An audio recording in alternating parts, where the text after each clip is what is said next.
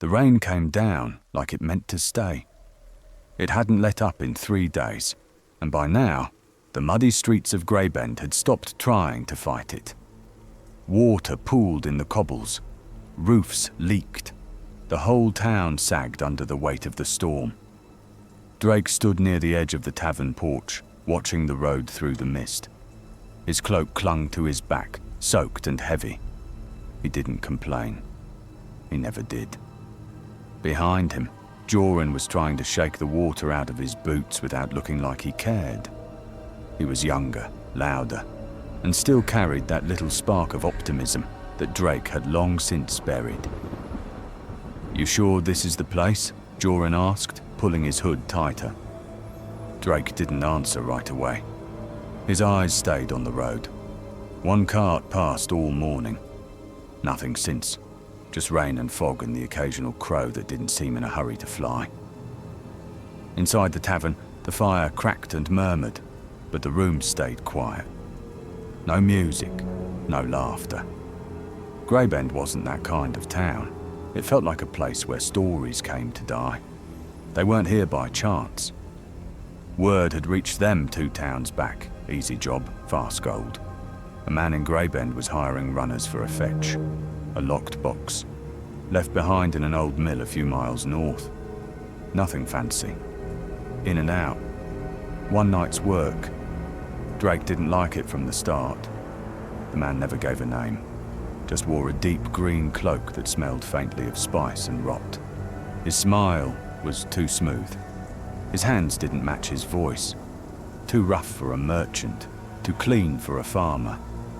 He gave them a sack of silver for the trouble. Said the box was valuable. Said it had to be brought back sealed. Said don't open it. That part stuck with Drake. The way the man said it. Not a warning. Not a threat.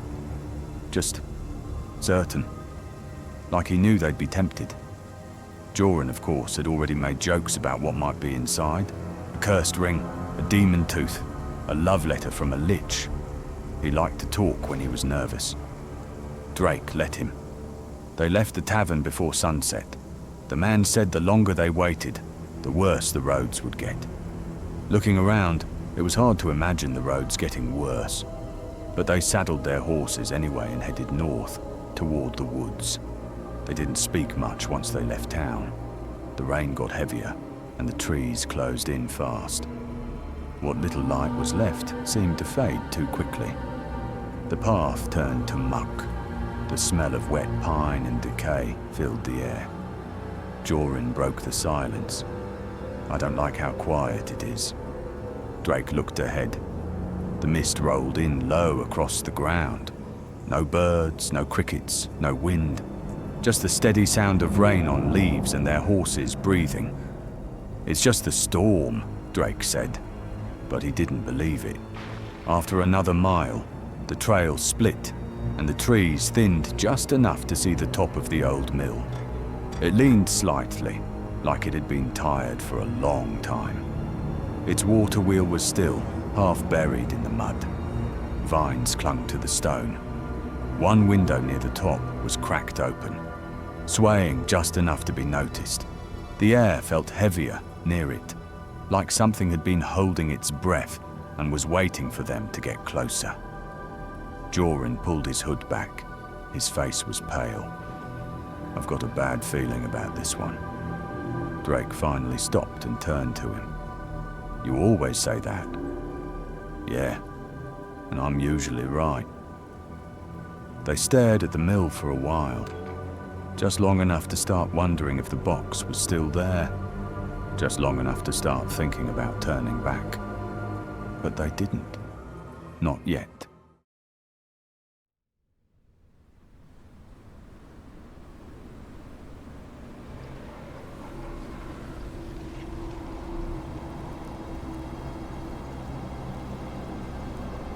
The mill looked dead from a distance. Up close, it looked worse. The wood around the door was splintered and grey, swollen from years of rain. The stone walls were cracked. Moss climbed the edges like it was trying to pull the place back into the earth. Drake tied off the horses to a low branch and gave the building a long look. Something about it felt wrong. Not cursed, not haunted, just empty in the wrong kind of way. Like something had left, and whatever was left behind hadn't noticed yet. Joran drew his sword quietly. He didn't say anything this time. They stepped inside. The air was cold, stale, thick with the smell of wet wood and dust. No wind followed them in. No light either, aside from the thin grey sliver slipping through the broken window. The floor creaked under their boots. To the left, a pile of broken crates. To the right, a staircase leading up to a loft that looked like it could collapse under its own weight.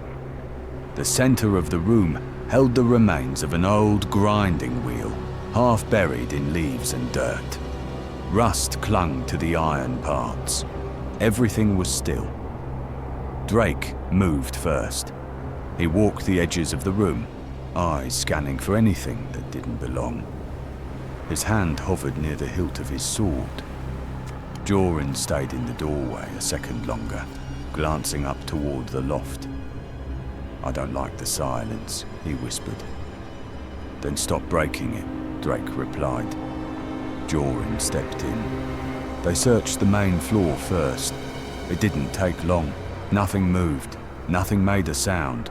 No animals, no insects, just rotten dust. Then Drake spotted something. Near the back wall, half covered by a collapsed beam, was a small black chest. Iron bands, no markings. He didn't touch it. Not yet.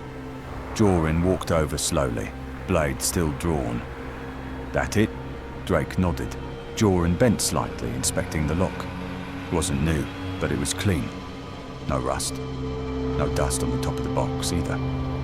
Drake stepped closer, looked at the floor. The dust around the box was disturbed. Not recently, but not old either.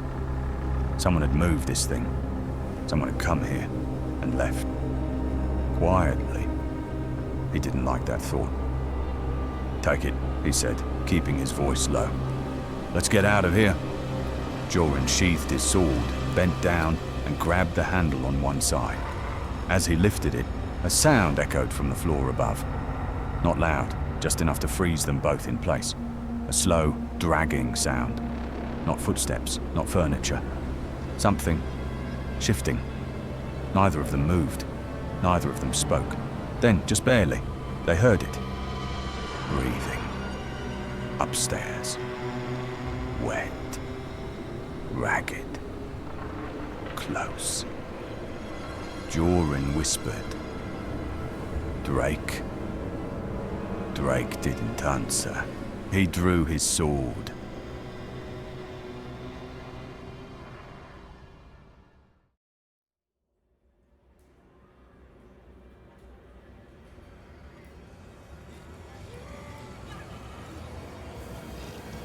The breathing above them stopped. Then came the sound of weight shifting, wood groaning under something heavy. Not footsteps. Something dragging itself forward, low and slow, like it didn't know how to walk. Drake raised his sword. Joran crouched by the box, frozen, staring at the ceiling. The sound moved again. Then silence. It dropped from the loft like a sack of wet meat, slamming into the floor with a sickening crunch of wood and bone. Joran yelped and stumbled back. Drake didn't move, but his grip on the hilt tightened. The thing rose in one twitching motion. It was tall, unnaturally so. 7 feet, maybe more, with limbs too long for its torso. Its skin was stretched tight, greyish and blue-veined like it had been pulled over a frame, not meant for flesh. No clothes, no armour, just skin, and something like stitched seams running along its sides. Its arms hung low, hands dragging the ground. The fingers were crooked and ended in sharp, black nails. But it was the head that froze them.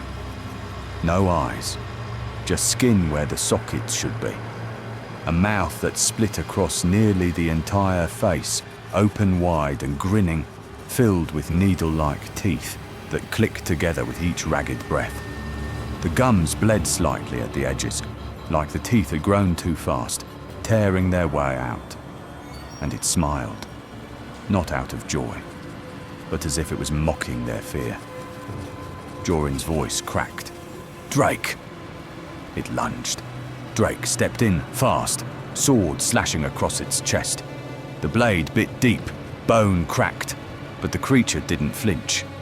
Black blood spilled down its torso, thick and clotted, smelling of rot and iron. It grabbed for him with both hands. Drake twisted away, barely avoiding its claws. One caught his arm, ripped leather and skin. He grunted in pain. Joran screamed and drove his sword into its side. It shrieked, a piercing, unnatural wail that filled the room and rattled the boards. It twisted toward him, mouth gaping, teeth snapping the air just inches from his face. It grabbed Joran by the neck and slammed him into the wall. He gasped, feet kicking. Wood cracked behind him. The creature hissed, spittle and blood drooling from its grin. Its breath reeked like old meat left in stagnant water. Drake roared and swung again. The blade struck the side of its skull with a sickening crack. Flesh tore. Bone split. Still, it held on. Joran's eyes were wide, hands clawing at its wrists. He couldn't breathe. Drake struck again, harder. The sword dug deep, splitting the jaw. The creature spasmed, mouth opening wider than it should have been able to, jaw unhinging with a wet pop. Drake stepped in and shoved the blade straight through its neck. The body seized. It let out one last breath, wet, gurgling, shaking with rage, and collapsed to the floor, dragging Joran with it. Drake kicked it back and stood over the twitching corpse, sword ready, blood dripping. Joran was coughing, gasping for air, hand on his throat. His eyes never left the thing. Its limbs twitched once more. Then silence. Drake stared down at it. Its mouth was still open, still smiling.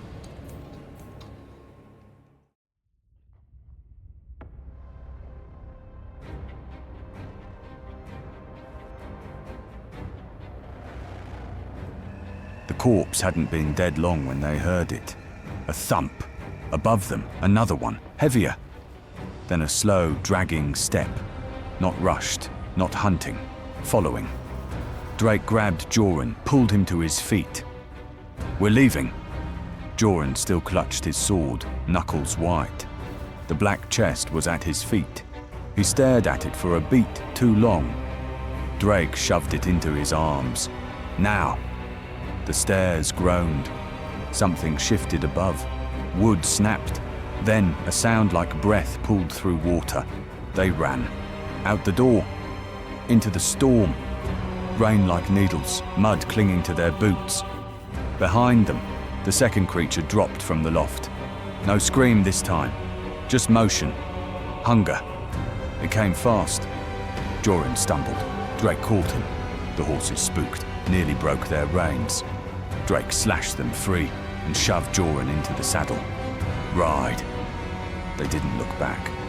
The thing didn't chase long.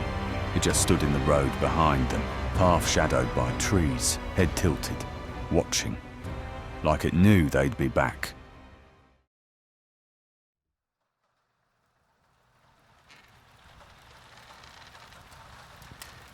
Greybend was worse at night. Lanterns burned low, windows shut tight. No one in the streets. The tavern keeper didn't speak when they entered, just pointed to a back room and locked the door behind them. They dropped the chest on the floor between them. Neither spoke. Drake wiped blood from his arm. Joran trembled. The box was silent, unmoving, but it felt warm. Joran broke the seal with his dagger. The lock clicked. He opened it. Inside, not gold, not documents, not a relic. A heart, still beating, still wet. Not human. It pulsed once in the box. Then again, faster. And outside, far off in the rain, something screamed. They didn't speak on the ride back. Not about the creature. Not about the second one. Not about the box. When they returned to Greybend, the man who'd hired them was gone. Room empty. Fire cold. No sign he'd ever been there at all. They sat in silence as the sun rose, pale light bleeding through grey clouds. Joran looked at the box again. "We should have left it there," he said. Drake didn't answer. The box sat on the table between them, shut tight. But if you stood very still, leaned close, and listened, you could hear it. Still beating, still waiting, still hungry.